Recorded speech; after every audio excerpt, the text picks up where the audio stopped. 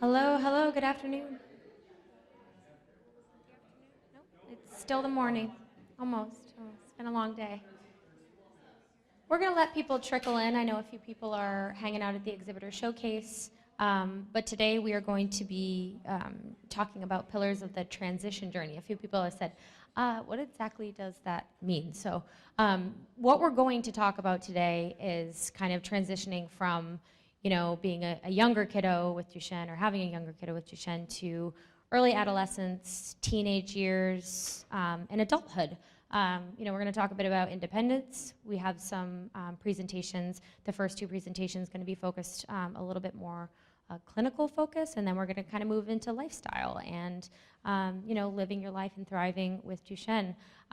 So I'm going to hand it over to Pradeep Mammon. He's going to kick us off. I think I don't have the slide advancer. Can I steal it from you?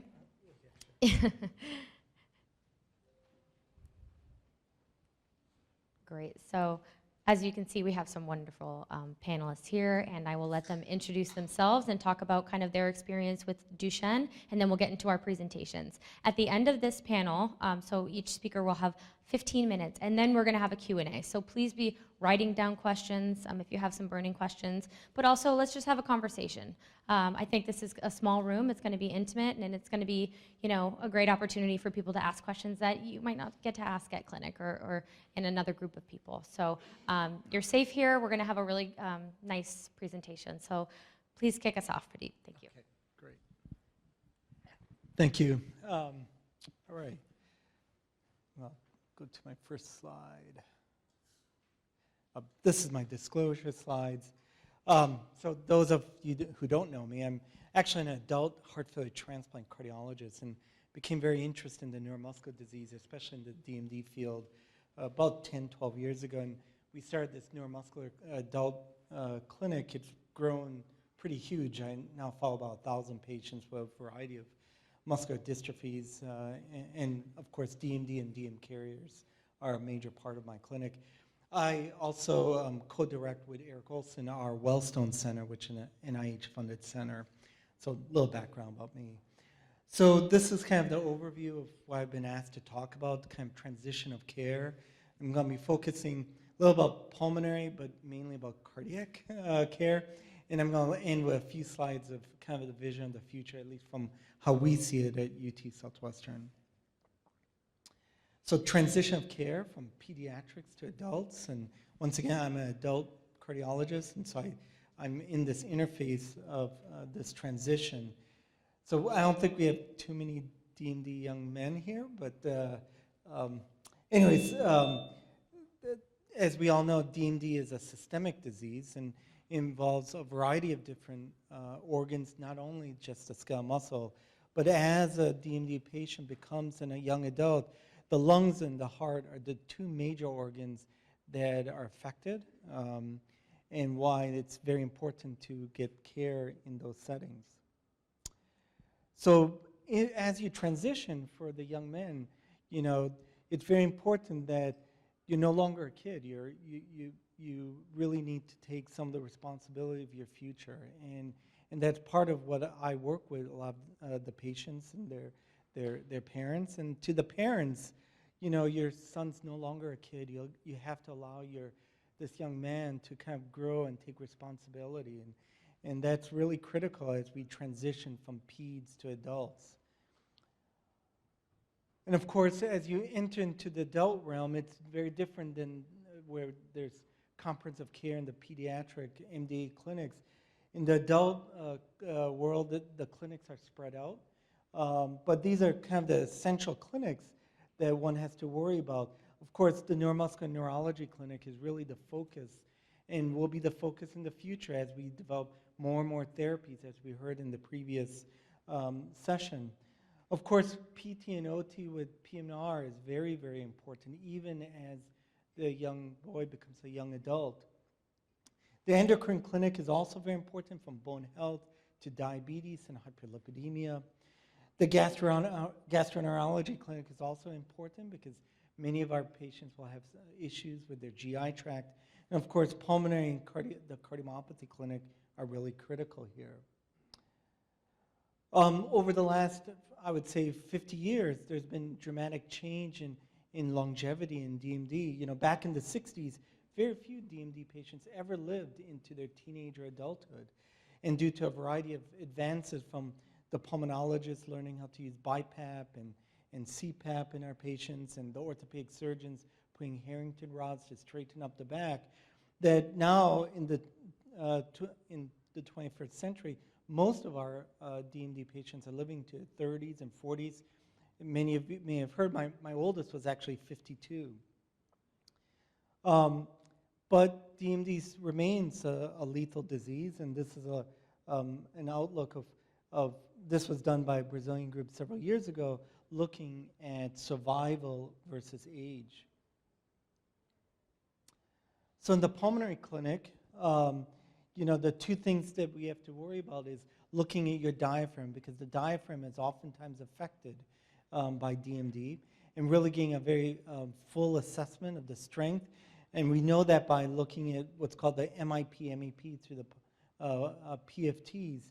And if these are low, our pulmonologists, both our pediatric and adult pulmonologists, are very aggressive in managing these patients by nasal vents, by BiPAP, by maintaining the strength of that diaphragm.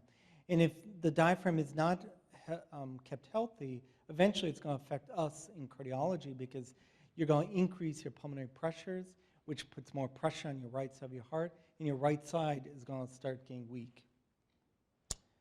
And so the advances in terms of pulmonary care, there's the cough assist, nocturnal BiPAP, CPAP, and nasal ventilators have really revolutionized how patients with DMD live into adulthood. And now it's rare, although it does happen, that you have complications related to your pulmonary tree as you become an adult. And it's really the heart that actually is the major source of many of the complications as a young boy becomes a young adult. This is just to illustrate that, you know, cardiomyopathies, by the time DMD patients in their 20s, majority will have LV dysfunction. So this is, and this is survival. So the heart. So you talk about the heart being weak, and you have arrhythmias. These are the two things that will be facing many adults as they grow older. Many of you have seen this chart before, and this chart grows bigger and bigger in the sense that there is now a litany of drugs that we can use to make the heart stronger, and what we call reverse remodel. The three major ones are in red. Beta blockers, in particular carvedilol, toprol, ACE inhibitors, and aldosterone inhibitors are the mainstay of how we treat many of our young men. But over the last couple of years, other drugs have come into the market. Well, you've already heard about steroids and the benefits of steroids.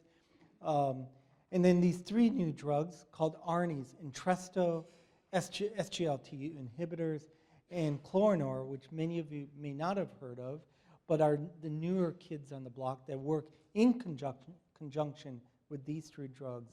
I will say that in my clinic, I follow about 85 DMD patients.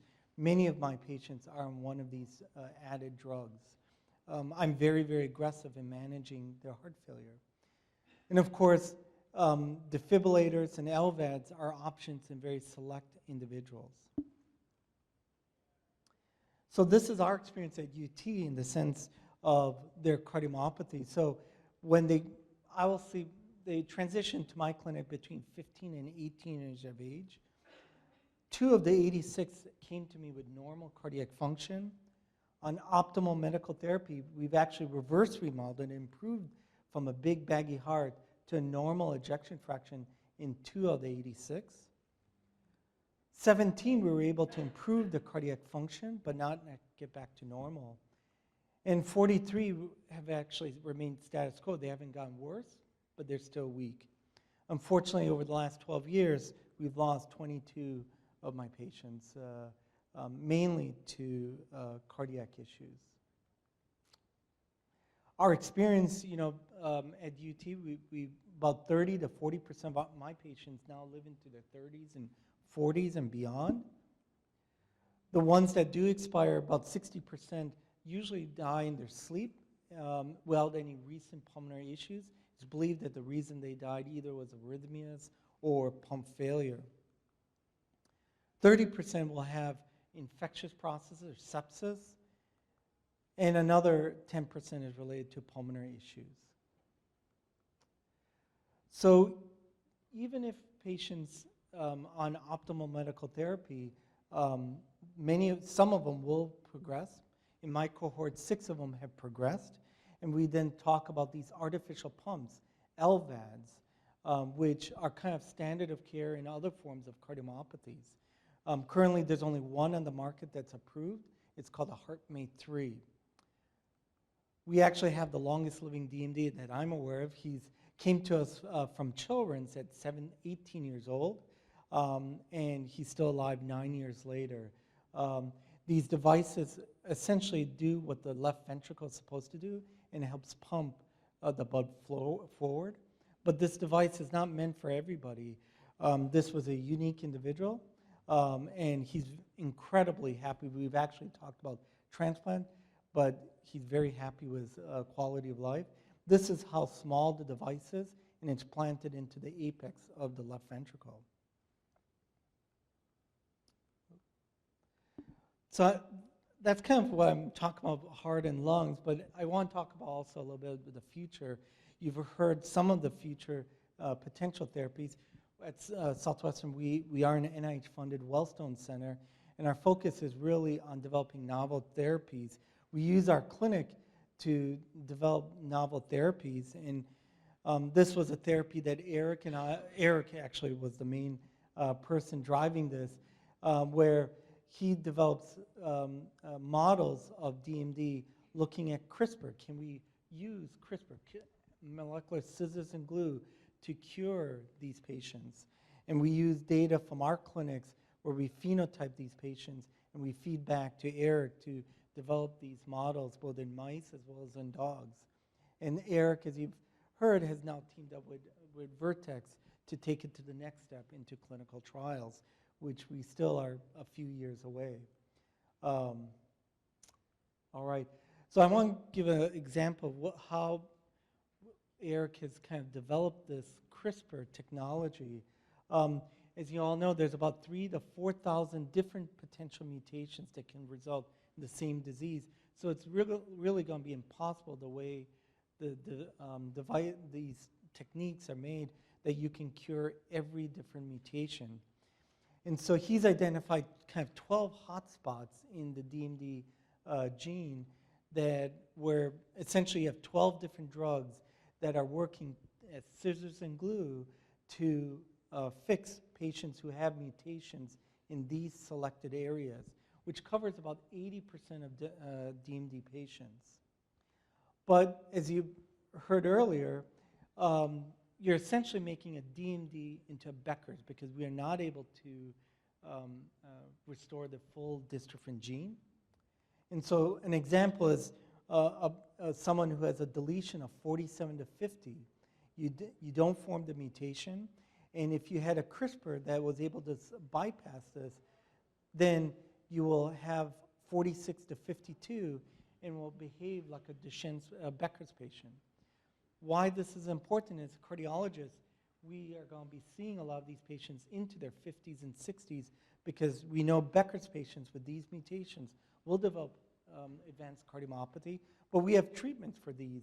These patients will transplant them. And so this is clearly, a step forward, and this is a permanent, unlike exon skipping, this is going to be a permanent treatment for this disease. Well, I'm going to end there. At our program, it's a village that deals with this. This is our Wellstone group. This is Eric, and this is our entire Wellstone group that's working collectively between our pediatric group, Susan Inacona and Jay Trivedi, our neuromuscular neurologists that work with us. So I'm happy to answer any questions anyone may have here. But I guess I'm supposed to move this on. I guess we have questions and answers. Yeah. I'm a loud talker, so I'm not sure if I need this. So my name's Dr. Williams. Oh, get through all this. I'm not sure when that picture was taken. Definitely after I started at Nationwide, I can tell you that. I'm pediatric gastroenterology. So yeah, I talk a lot of crap. I specialize in the treatment of GI disorders, not only in Duchenne patients and Becker's, neuromuscular, but also primarily autistic patients. And I volunteered to be part of their neuromuscular clinic about 7 years ago after I'd already established programs in autism. And little did I know there's actually a big overlap between the two. And we'll talk a little bit about that in a minute. So the objectives I wanted to talk about today, we'll go over the Lancet recommendations for GI nutrition in this patient population. And the things that I deal most with, bowel management and risk nutritional status. So the Lancet recommendations came out in 2018. They brought experts from all over the world. And at the CDC, Treat NMD, and various advocacy groups, and they put them all in a room and said, all right, what do we need to do for this patient population? Now, mind you, there are no real good studies on nutrition or bowel management in this population. So this is purely experts just talking, okay?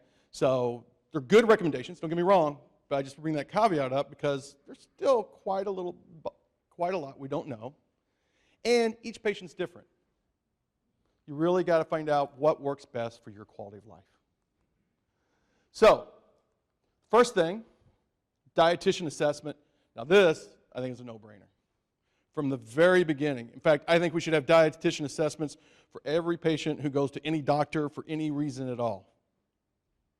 Nutrition is so key, right? In my autistic population particularly, parents are always, what diet should my child be on? Healthy diet. Well, what does that mean? I don't know. Let's talk to a dietitian. And that's who you should be talking to. Don't ask a doctor. You know what MD stands for? Medical dummy.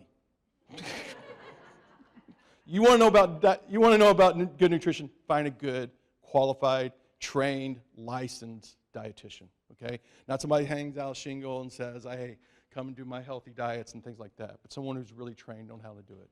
Okay?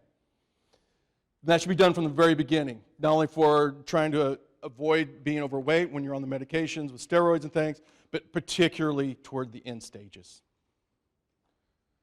Annual assessment of serum, vitamin D, and calcium. We do this for everybody now. It's not just Duchenne's. When I was in training, I probably measured vitamin D maybe in a half dozen patients. I probably order a vitamin D about at least 2-3 times a day now for everybody. Very key, not only for bone development, but also for immune regulation and fighting off infections. Every 6 months is recommended from this group to screen for constipation, GERD, swallow, and gastroparesis. We're going to go over particularly the constipation and the bowel management. GERD, it does occur, and gastroparesis does occur, but I feel like a lot of times they're related to other issues, not just the breakdown of the muscle and loss of motility and things, but good nutrition. Being overweight puts you at increased risk for delayed gastric emptying. Being overweight puts you at risk for reflux. And then also poor motility and constipation can actually cause a lot of problems too. Swallowing, that's more for being able to chew and aspiration. We really need to start screening early on and asking the questions, how long is it taking you to eat? Are you having any problems choking and gagging? And here's one that I get called for. I never get called in the early stages of life. I never get called stage 2, stage 3. I'm always more over here when they call for that, and that's too bad. Because I feel like half the time when I'm coming in, people are treating me like the angel of death. We're talking about trying to do a G-tube. It's very scary. People are very resistant to it. But in the right situation, at the right time, it is a very valuable resource. And we'll talk about that a little bit here. All right, so bowel management. Again, talk a lot of crap. It's a good, maybe appetite suppressant right before lunch. My buddies down at Cincinnati, Ajay Kaul and those guys, they did a study at their Duchenne clinic where they screened kids, 120, and half of them met the criteria for constipation. And this is all ages, from ages 2 to early 20s. And they found that half of them met the criteria, but only 50% of them were being treated. So that means, you guys, if you're with 3 of your buddies and you all have Duchenne's, put the odds together, one of you very likely could be constipated. And we'll go over how to diagnose that. Because everybody thinks about constipation being you don't poop. You can actually poop 5-6 times a day and be severely constipated. In fact, if you are pooping 5-6 times a day, you probably are severely constipated. The prevalence, this was what really surprised me, because everybody would think offhand that prevalence would be worse as you're not walking and you're being more in a wheelchair. Prevalence didn't change. It was pretty much the same all the way through. Why is this important? Because setting up good bowel patterns early on, I'm going to be asked a question a little bit later. I've already been prepped for this. Would have been nice to have talked about that at a really young age, in bowel management, to avoid complications. And we'll talk about that. Okay, so there are actually what's called Rome 4 criteria. People meet in Rome to discuss poop. And you have to have at least 2 of these 6 criteria. Not just 1, but 2 of these 6 criteria. The first one's retentive posturing, or basically withholding. I never will forget when I was in training, one of my good friends says, my daughter's having so much trouble pooping. I said, what do you mean? Well, look at her right now. She's trying to poop. And here she was over there like this. I was like, dude, when's the last time you tried to poop like this? You don't. She was trying to withhold it. So that was one criteria for her. Painful, hard bowel movements, the consistency. Are they hard bowel movements? And I don't mean like, do they look like rocks? Like firm clay balls would be one way of describing it. Large diameter stools that may obstruct the toilet. That's actually one of the criteria. I call them the holy cow bowel movements. Does your kid ever have a bowel movement where you go, holy cow? How did that get out of you? Have you ever called your partner in saying, oh my gosh, honey, you got to take a look at this? You ever taken a picture of it? If you have, your child is constipated. Large fecal mass in the rectum. I can't tell you how many times I get called from the emergency room. Yeah, we got a kid down with belly pain, he's constipated. I take a look at the x-ray and I'm like, what? Well, there's a little bit increase of stool. No.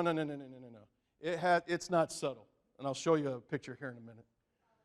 At least one episode. Who said that?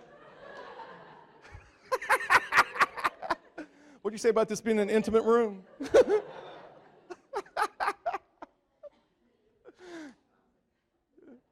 Well, at least one episode of fecal incontinence per week.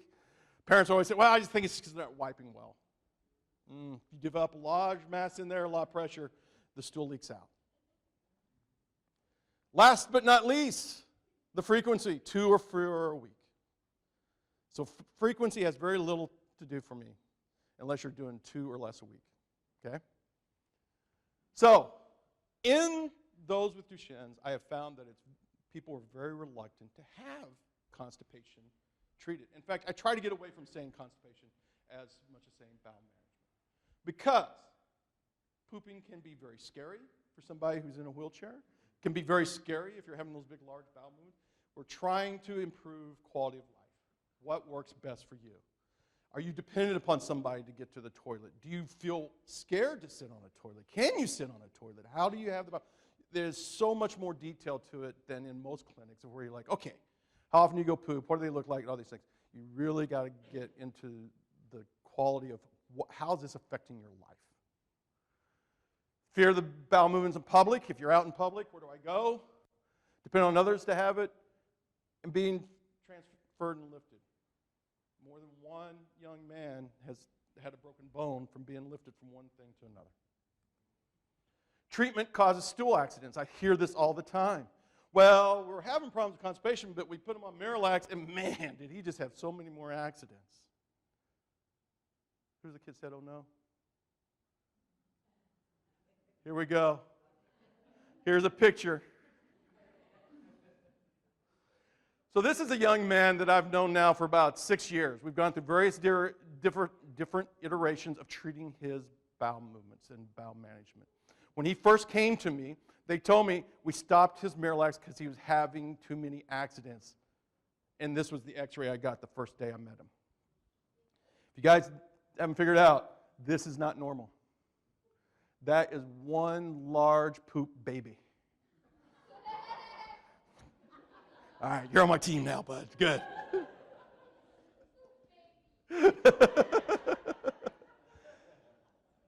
If someone tells you you're full of poop on an x-ray, the word you want to hear is, does it look like a fecal impaction? If they say yes, then you can make the diagnosis off an x-ray. If they say no, then you need to have one of the other criteria that I was talking about, okay? This x-ray, needless to say, this is a fecal impaction. So big, there's no way this kid's going to get it out on his own. Again, doing quality of life, bowel management early on. Like I said, didn't vary with age, and 25% were being untreated because people weren't asking the right questions. So again, very early on, if you get into good habits early on in life, they'll help you avoid things in the future. And then when you're not being able to ambulate and not able to go to the bowel movements on your own, don't let your bowel movements control you. You control your bowel movements, and there's ways of doing this. Oral laxatives are the standard things that everybody does. They either do a stool softener or they do a stimulant. Everybody knows about these. But the problem with these is, especially if you're in a wheelchair, is when's it going to hit you? When's it going to make you go? So a lot of times we have to depend on other ways, such as enemas, how we do them. You don't have to do them every day. You don't have to poop every day. Like I said, 2 or less, right? So if you do 2 or 3 times a week, you should be fine. But again, working with somebody, making sure everything's okay. Getting x-rays would be good too, to make sure you're not having more retained than you realize, because I can't tell you how many times someone's come back to me, oh, he's pooping out way more, doc, no problems. Get an x-ray and another fecal impaction still there. So working with someone on what works for you. There's another thing that a lot of people are really against and afraid of when I bring it up, but it's been very, very useful in so many people who are trying to improve their quality of life and trying to take control of their bowel management, and that's a colostomy. It sounds terrible, but we know from our friends of spinal cord injury patients, the majority of them actually have an improved quality of life if done in the right way. So basically, you have poop go into a bag off to the side. You don't even know the person has it unless they pull up their shirt, but it avoids having any constant bloating. It avoids feeling uncomfortable. It avoids needing to be transferred from one place to another, and you never have to worry about being impacted. They reviewed 6 publications. Ostomy and select patients improved the quality of life, and the biggest thing it did is it remarkably reduced the amount of time they spend on bowel management. We're talking the difference of like 120 minutes a day to 10 minutes a day. We're talking the difference of 8 to 10 hours a week to less than 1 hour a week in the right patient population. Education can very much help. And again, talking about these things early on. When they call me and they get called to someone like that young man, I worked with him for 6 months, 9 months to a year till we finally got to something that worked for him. Too bad we didn't talk earlier when it probably wouldn't have taken as long, or maybe it avoided having to do a lot of the things we did. So, of course, nutrition comes into play into constipation, drinking enough fluids, being able to have the right diet. The things you got to ask about with nutrition in the patient population. Are you having difficulty chewing? Are you taking a long time to chew certain foods, particularly meats? Inability to feed yourself. One of the things that I do a lot of times when I first meet somebody, I reach out to shake their hand, try to get an idea of like how well are they having coordination and are they able to feed themselves? Because if you're depending upon someone else to feed you, in my experience, while it's a loving act, and don't get me wrong, you just don't eat as well. A lot of people, you're just not getting enough in. You're not maybe eating when you should be eating. And then the next question is, are you having any choking, any problem swallowing, any aspiration, things in the lungs, unable to maintain healthy weight? This is why it's very important that one where I talked about dietitian assessment every 6 months, get a weight every time, particularly when you get into the wheelchair. Make sure you have a wheelchair weight, make sure you get weighed the same way, done at the same time when you go to the clinics to be able to market, because what I see all the time is when I get called in for someone who's severely malnourished, if I go into their growth chart or look at their weights, I can probably see that they've been losing weight for not just the last 6 months, but for the last 2-3 years. When you're not at a healthy weight, you have problems with immune response. You don't fight off infections. And needless to say, you can't concentrate. You're tired more. And it affects your pulmonary and your cardiac function. Definitely when I've had kids who finally agree, or young men agree with having a G-tube, first thing they tell me is, man, I feel so much better. I'm able to concentrate. I'm able to think clearer. You can still eat by mouth. We're not talking about taking anything away at all. We're talking about supplementing, okay? This is the biggest concern I think people are whenever I start talking about Jesus. Like, he can't eat by mouth again? No. Eat what you want, but you're going to condense the time of how much time you're going to be spending on eating. Instead of spending an hour to 2 hours trying to get a meal in, take 15, 20 minutes. The rest of it will be supplement. Improve the nutrition status, reduce the time spent on feeding, as I just talked about. And it's also a great way of giving medications when you're sick. Give an extra fluid if you're having vomiting. And this promise I keep to everybody. If you don't like it, we'll take it out. It's an easy thing to take out. It's an easy thing to get rid of. And that's it.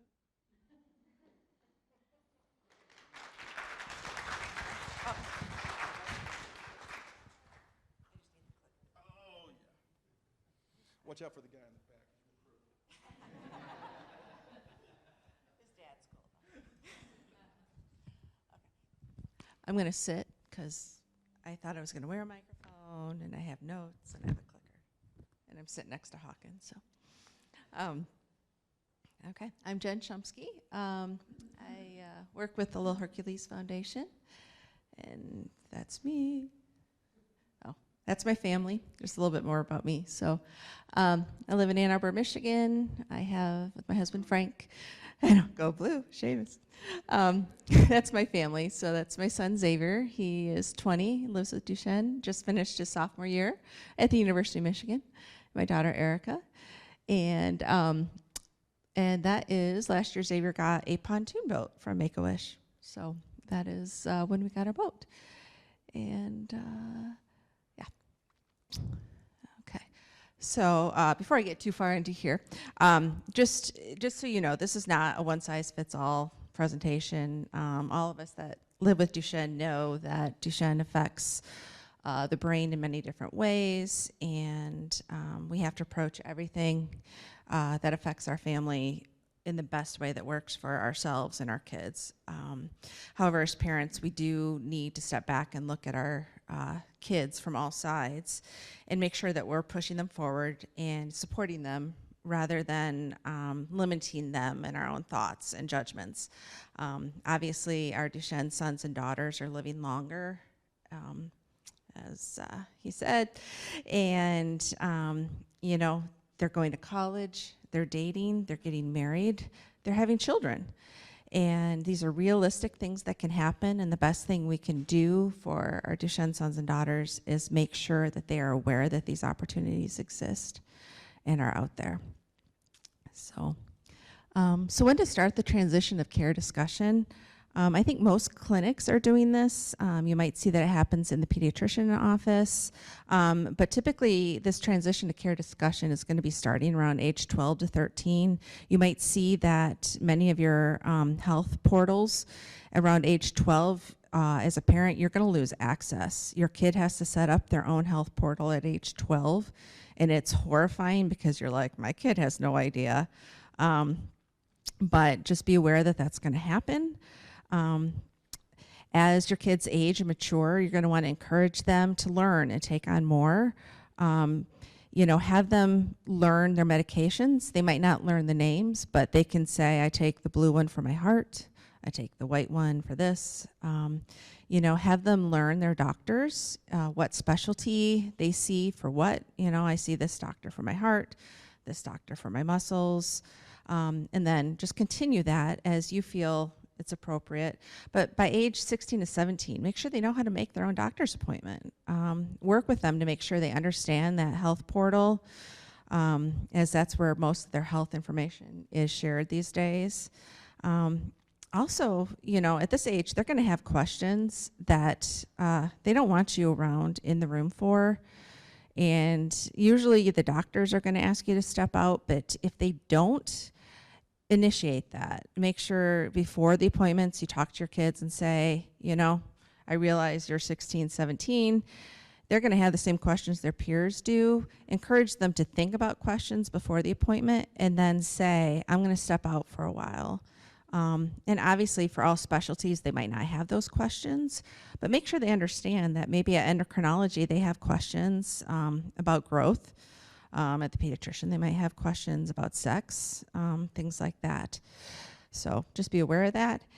A great resource, and then as they approach the age of 18, make sure you're discussing with them what medical information they're going to want to keep private and what they're going to want to share with you, so that when they turn 18 and you are cut off, those discussions have already taken place.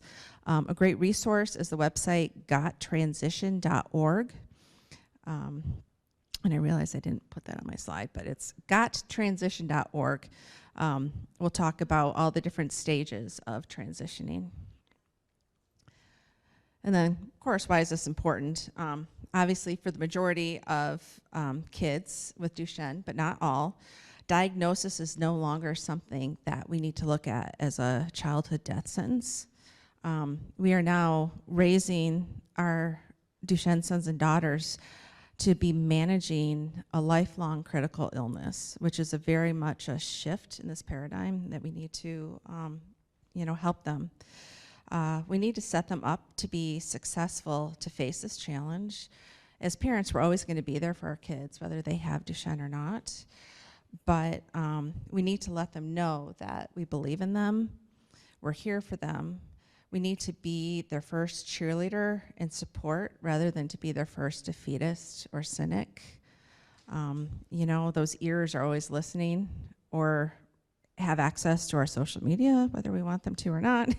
And even if kids have intellectual difficulties or behavior issues, we might not always be around, and, we can see out in the world that they can still be successful. So what do young adults need to have in place by age 18 to include trusted adults in their healthcare?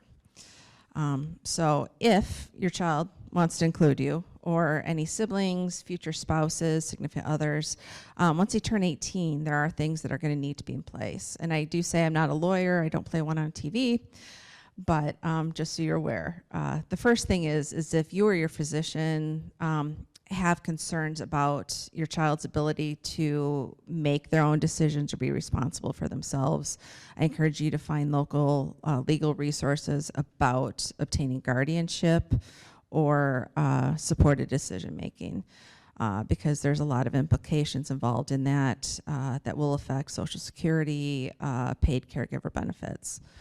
But assuming that is not the course you want to take, any HIPAA covered entity, which is like insurance companies, doctor's offices, things like that, they're going to require that they have the permission of the patient to speak to anyone but the patient about anything related to their care.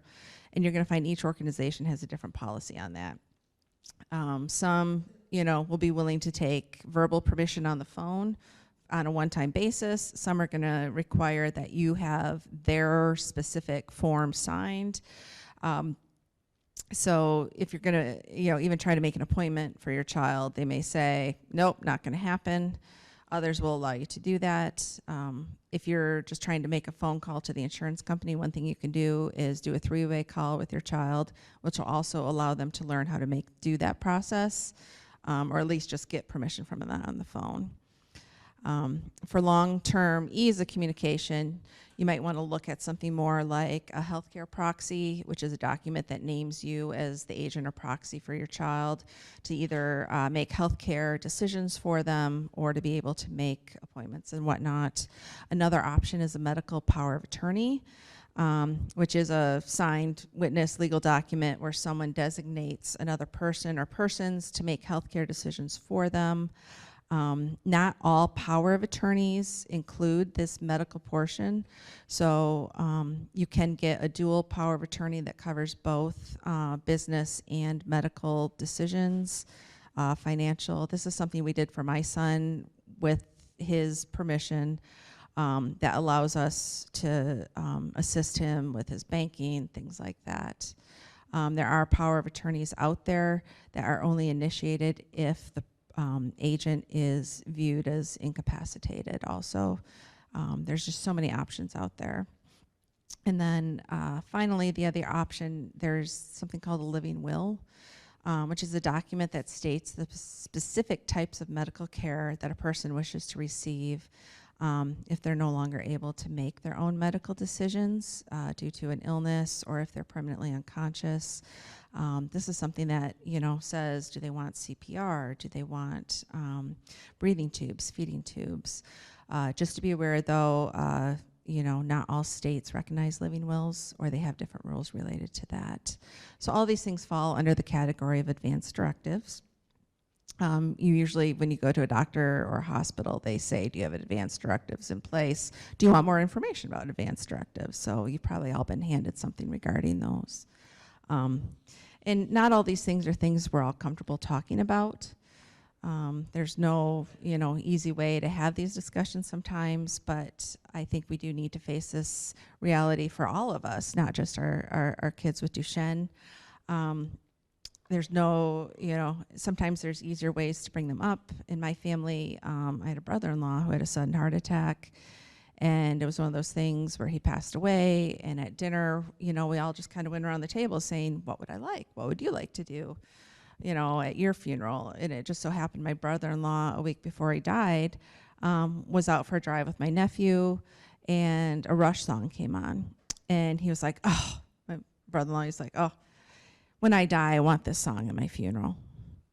And he died a week later. So, think about the fact that a huge burden can be lifted from your family when you have these discussions. So I just encourage that. And finally, respecting the healthcare decisions and boundaries of your adult child with Duchenne. I think the hardest thing, we deal with this generation in the Duchenne community is we were part of this group that was told to take our kids home and love them. And now we're seeing our kids live beyond that expiration date that the medical community put on them. Parenting an adult is a whole new ball game, even if they have Duchenne or not. And Hawken will tell you being that adult is probably harder. But, our kids as adults may not want to make the same medical decisions that we wanted for them. They might not want to stay on the therapies we had put in place, or they might want to try something that we don't want them to do. So, starting that relationship with them before they become adults of being open, communicating, showing them how to do their own research. I will say in the case of my son, he doesn't want to do the research. I have this brilliant kid who just wants me to do all the work. And as much as I would love to do that, we might not always be around. So they need the skills whether they want them or not. If you have a child who's not capable of doing that, because that is realistic, at least make sure that someplace there's a document of, items for them for, court-appointed guardian or something like that. But ultimately, you need to respect the decisions of your child. And then respecting the boundaries. I think this is really important now in the day and age of social media. If your son or daughter is going to be going to college or getting a job, colleges and employers do social media checks. And as parents, we're talking about our kids on social media before they have the ability to give us consent. And then once they are old enough, again, what is it that college or employer is going to find out about our kids? So, make those decisions ahead of time. And then, when we're advocating on Capitol Hill, things like that, and we're telling our story, learn to tell your story without telling your child's story. Make sure that they have their story to tell that is all theirs. And I think we have some great storytelling resources in this community, and one actually just walked in the room. I was going to point her out. Marisa Penrod is really a great resource on, so that's something, if you need help revamping your story to tell your story so that your adult child can tell theirs, but, just respecting them in that. And then just resources, again, the gottransition.org. There's guardianship.org if you have questions about guardianship, supporteddecisionmaking.org about that. And then actually the americanbar.org actually has a lot of resources about power of attorney and other types of forms regarding that type of thing. And that's it for me.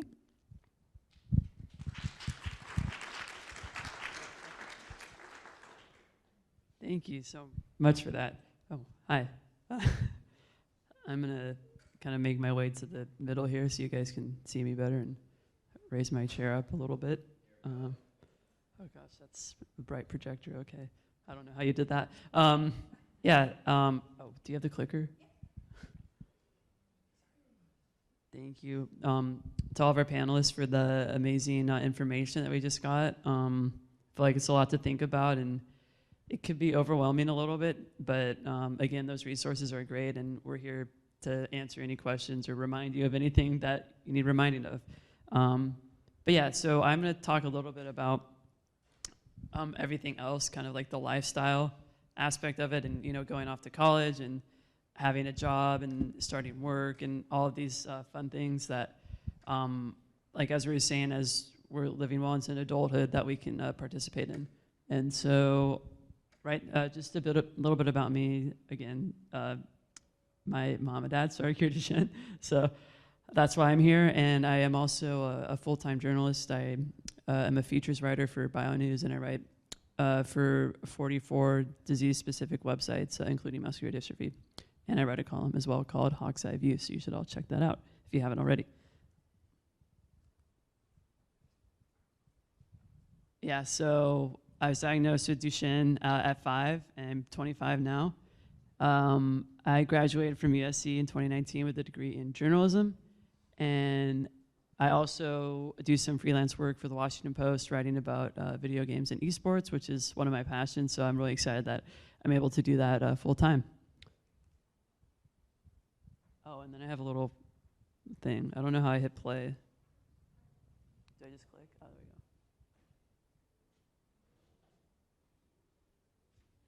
So you can't really hear it, so I'm just going to skip it for now.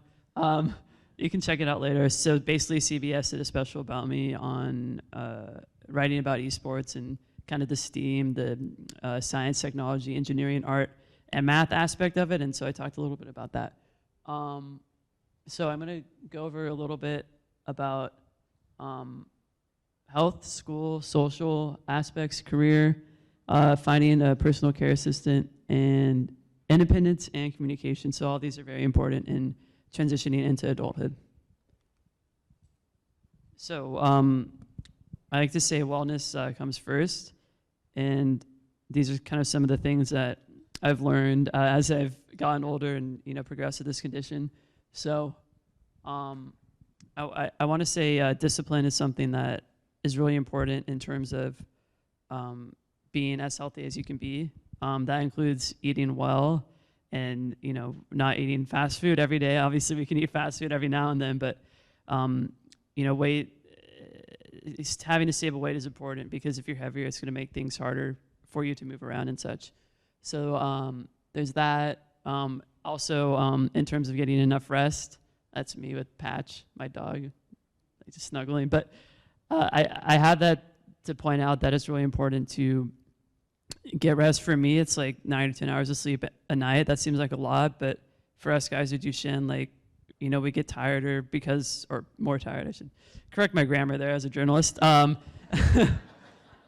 But we have to be aware of that and kind of plan around that, and understand that sometimes I want to go out with my friends late, but I also know that the next day I have something to do. So if I have a really tough weekend, like the next weekend, I'll make time to rest and just hang out and play video games or whatever. So that's important. And then stretching and physical therapy is also very important to, prevent contractions, to be immobile as long as you can. And I think for me, one of the biggest reasons why I can still move pretty well is due to that stretching. I'm not working against my tight muscles. And then, so I wanted to touch a little bit on school and kind of how I navigated that from kindergarten to college. And I will preface this by saying that college is not for everyone, but it's kind of a conversation you need to have with your son about, do you feel like that's important? Do you want to have a career? So these are all great conversations to have. But for me, college is really important because it helped me develop a lot of social skills. I think living on my own, away from my parents, was very important for that, and being able to communicate my needs on my own. And that kind of goes into my next point about don't make people guess what you need, especially, if you're not around your parents. Like, your parents they know what you need, but you also have to know what you need and be able to communicate that. So that's, something to learn about, with your kid. And then it's important to find help, when you're away. And the biggest reason why I was able to succeed in college is the people around me.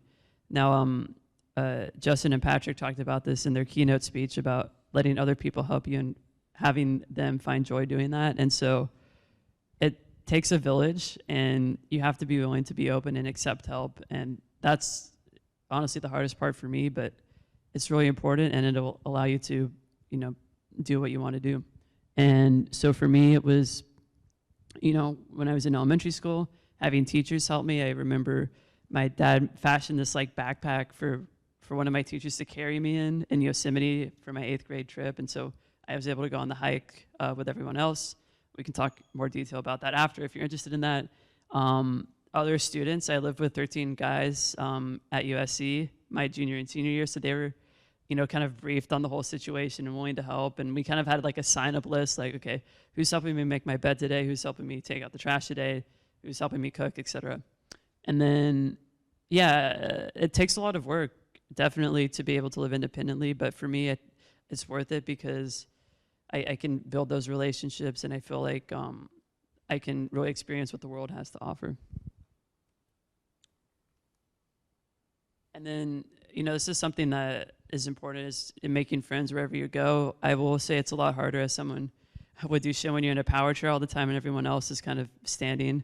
But these friendships are important because it allows you to give and take with one another. It allows you to build those friendships so that, like Patrick and Justin, so that you can help each other in many ways.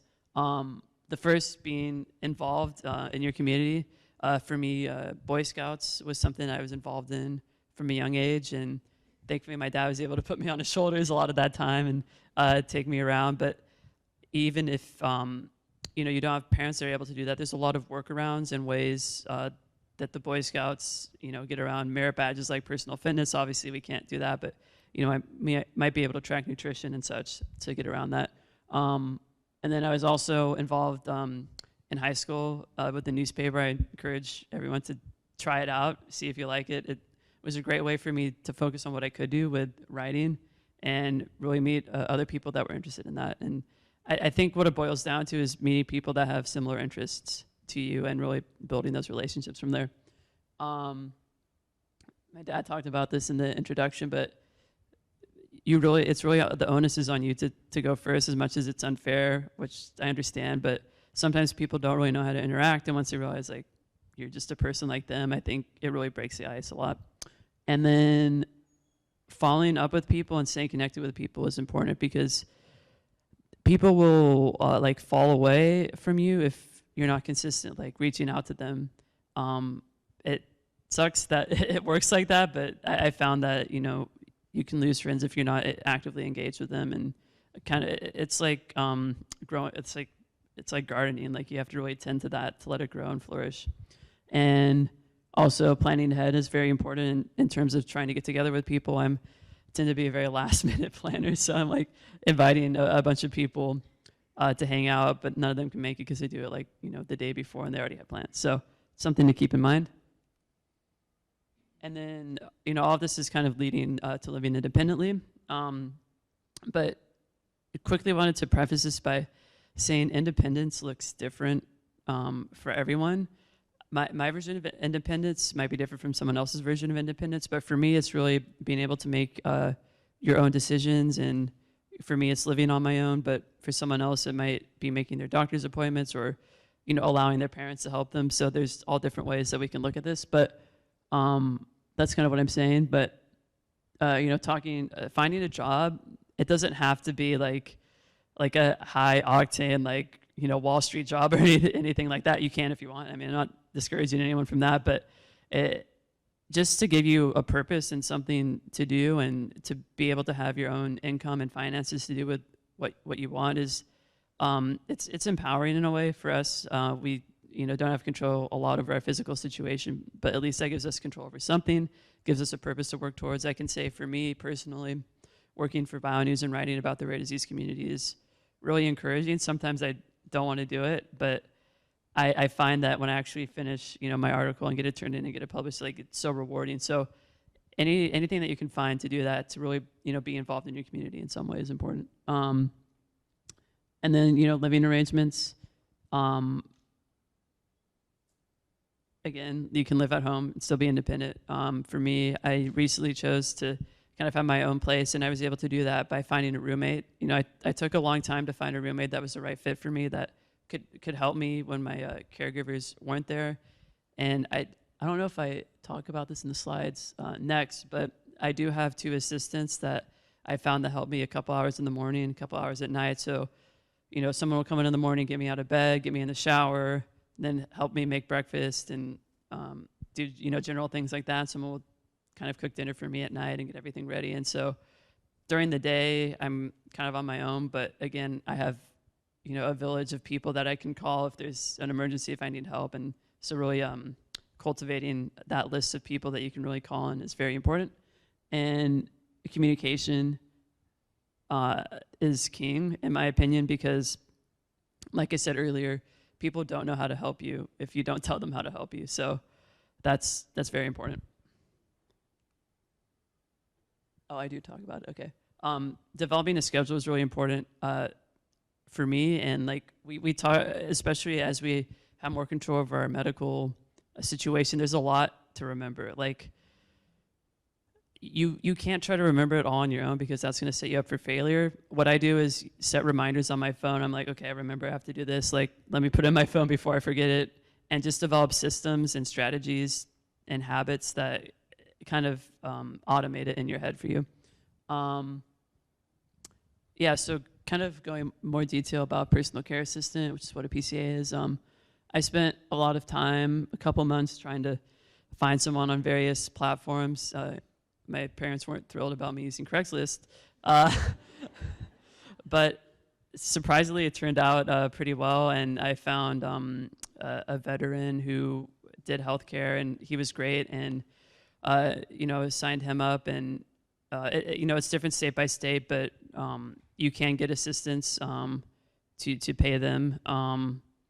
And I know it's difficult right now, but there's a huge caregiver shortage, so I understand that can be difficult. But once you do find someone, you think of it like dating. You're going to be around this person a lot, so you better be sure that it's going to work out and you have similar values at least, or can spend time with them and not yell at each other kind of thing.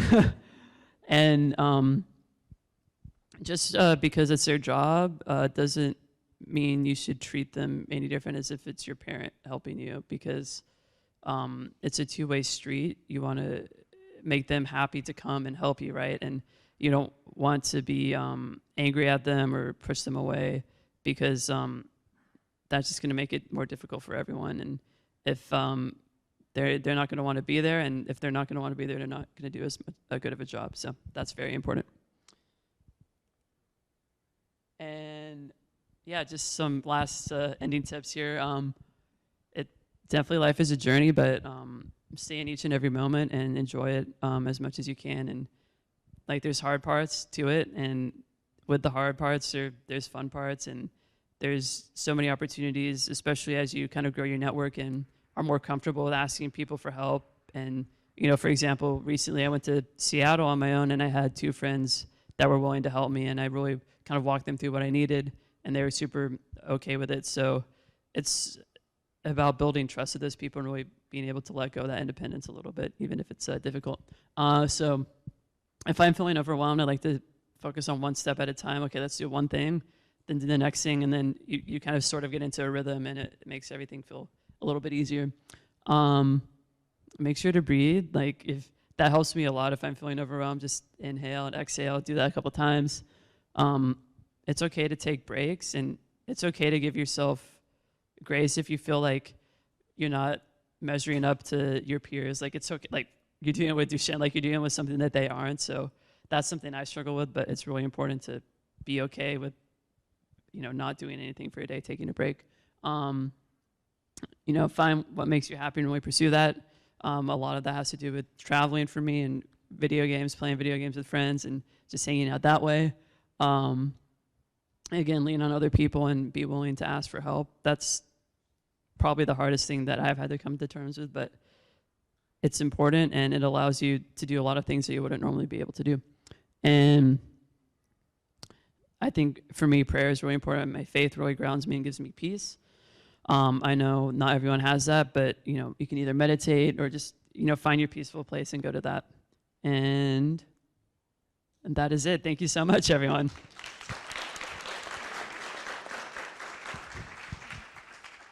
Thank you. Awesome. Thank you. Thank you so much, Hawk. That's awesome. That was great. Great mix of kind of clinical information, quite a bit of poop humor today. Wasn't expecting that. I was expecting that. I've seen him talk before. Yeah.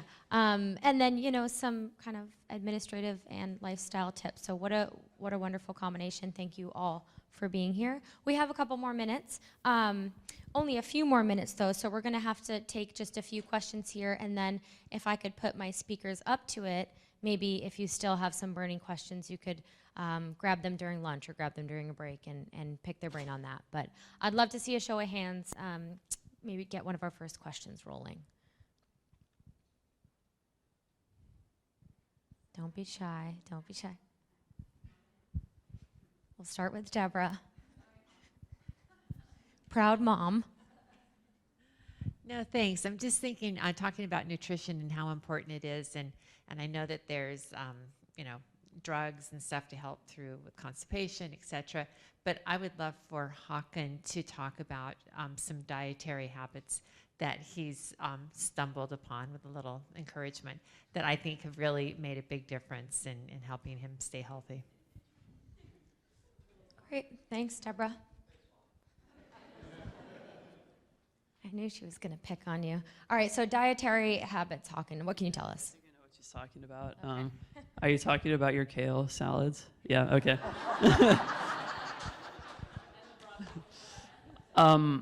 Yeah, that fiber with the kale is very helpful, I will say.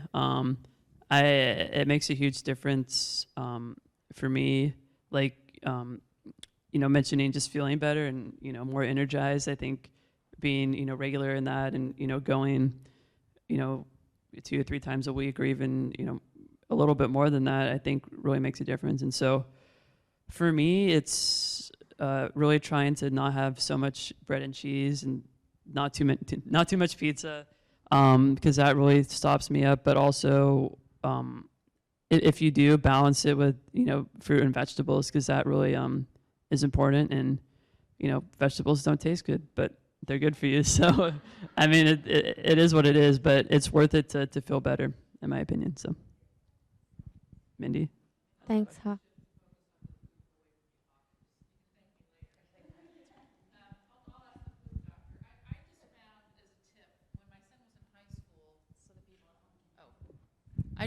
I'm going to shift it away from Håkan because, about the poop. I just found that when my son got out of high school and was able to be better about hydration and a schedule, things did improve. So I would recommend not waiting until they're done with high school. He felt like he didn't want to have to go to the bathroom at school just to avoid the whole thing. But then, of course, he wasn't drinking enough water because of that. but now that he's got more breaks during the day, that has helped. Would you agree that is that what you mean by scheduling? Let you control your poop doesn't control you. Like I said earlier, each person's different. There's lots of different reasons for constipation. Lots of reasons. I mean, if pooping was completely instinctual, you get an impulse and you poop. And thank goodness that's not the case in this room. So, so there's a lot of behavioral, a lot of sensory, a lot of habits. And it's not just so much schedule as it is habits. Habits of the dietary, habits of recognizing when you need to go and going and things like that. Hydration is very important. In one of my projects right now, we're working with autistic children who are extremely picky in what they eat and difficult. We can't even get them to take their medications. And what we have found is if we just put a feeding tube, and we're talking ages 6 to 11, that if we just put a feeding tube in just to give them the medications, they do so much better. But I think, quite honestly, it's not the medications as much as it is. I usually put them also on fluid boluses throughout the day too. So hydration is very, very important. And that's not just for bowel management. That's for concentration, that's for sleep, that's for appetite. I think in this country, sleep, nutrition, and hydration are 3 of the things that we just do not pay attention to in any condition, but can be extremely beneficial. Just to piggyback off that, my grandson was always really good with hydration, like freshman into his sophomore year. Towards the end of his sophomore year, they changed him from an IEP to a 504, so he didn't have a one-on-one anymore. So making sure that he had someone that could take him to the bathroom made a big difference. So I had gotten him a water bottle, and he has a holder on his chair, and a lot of times I'd get him up to go to school in the morning, and I'm like, where's your bottle? And he goes, yeah, I'm not doing that anymore. Because I don't want to miss class. I said, that doesn't sound right. That's not you. He goes, I know, but he goes, I just don't like going to the bathroom at school anymore. And he's just talking about going in to urinate. He's never done bowel movements at school. That's always been at home right before you take a shower. So that, unfortunately, IEPs and 504s are part of your bowel movement issue. Yeah. Well, for us, we actually give doctors letters to the schools saying that the patient needs to have access to the bathroom at any point in time, because it's not just kids in a wheelchair or Duchenne's or who need assistance, but we treat all kids who, if they aren't able to go when they need to go, they get into problems. So we give doctors excuses or things all the time, and then if that doesn't work, I usually get my social worker involved to talk with the school, because unfortunately, depending on, there's always one in the crowd or whatever. I mean, well, peer pressure and everything, but what I'm saying too is, like, I've had one school, they wouldn't allow water bottles in. And I think 2 reasons. One is they were under the guise that we don't know what kids are bringing in it, but then you also find out that they get a fair amount of money from the vending machine. So, lots of things, like I said, each individual case, so. I have a question for Hawken. Talking about college, and then you just mentioned peer pressure. My oldest son, he's 11, but he asked me the other day, I've been doing this 75 hard challenge, which I broke yesterday. I had a ton of margaritas, and they're delicious. But how do you navigate that in college and partying and the peer pressure and like, can you drink, or does it affect you? Because my son was asking that. Is that something I can do, or should I not do it? And they're like, that's bad, that's alcohol. But how do you find that balance as someone living with Duchenne? Yeah, college is, like, high school and college are kind of weird times in regards to that. I just didn't go to parties because I personally didn't like that many people crowded together in a small space with alcohol involved. So I just hung out with a group that, we go out to dinner, just play board games, stuff like that.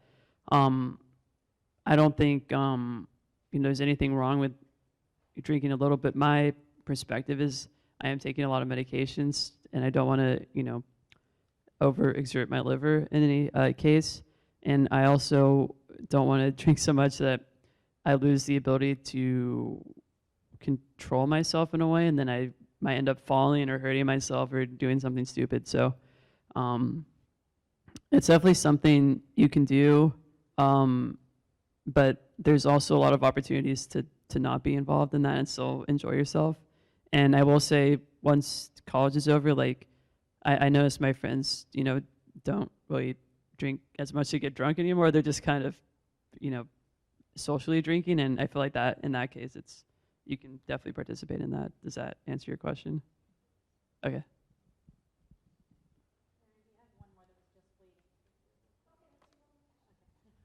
I'll do it real quick.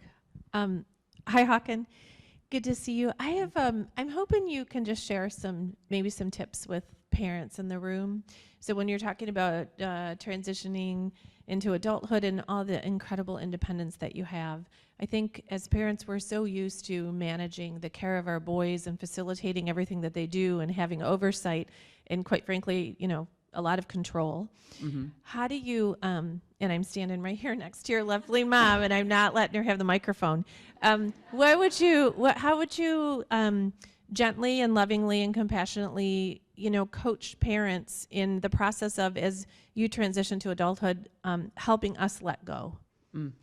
I think, like anything, it's a process, and you kind of have to go through stages of doing it. I think for me, it was slowly a matter of taking more and more responsibility, and then from my parents, and then them kind of just getting used to that, and then moving on to more independence. But I think it's good to worry about your kid, and you want the best for them, but sometimes what's best for them is for you to let go a little bit and push them out of their comfort zone, or if they want to go out of their comfort zone, let them do that. But you can still check in with them, and my mom will text me, where are you? Like, what do you, but I think communication is really important too. To tell your parents that tell them why you know what you're doing, and show them that you're okay on your own, and you come back in one piece and you had a great time. So I think it's communication and showing your parents that you can do it. Your parents being able to let go, but also still stay plugged in, because Duchenne is a lot, and there's a lot to deal with, and getting help from your parents is important. So I guess my final answer for from the parent perspective is it's okay to let go a little bit. I can't tell you to stop worrying, because you're never going to stop worrying. I think that's just part of being a parent. But just sometimes you got to let go, let your child kind of grow their wings. So just one little comment. She took it out of my hand. He actually took it a step further and gave us a deadline of when we were moving out of the apartment so he could have the apartment by himself. And I don't think he plugged himself well enough. I would say all of you parents, read Hawk's Eye View, his articles. It helps you see it through his eyes. He's a wonderful, wonderful writer. Mm-hmm. It's on musculardystrophynews.com. It's great. And he's been writing it for years. Sorry. No, you're okay. No, you're fine. I just wanted to, I know we're going to wrap for lunch, but I did just want to genuinely thank all of you for being here, and hopefully if you do have more questions, you can pick their brains during lunch and break.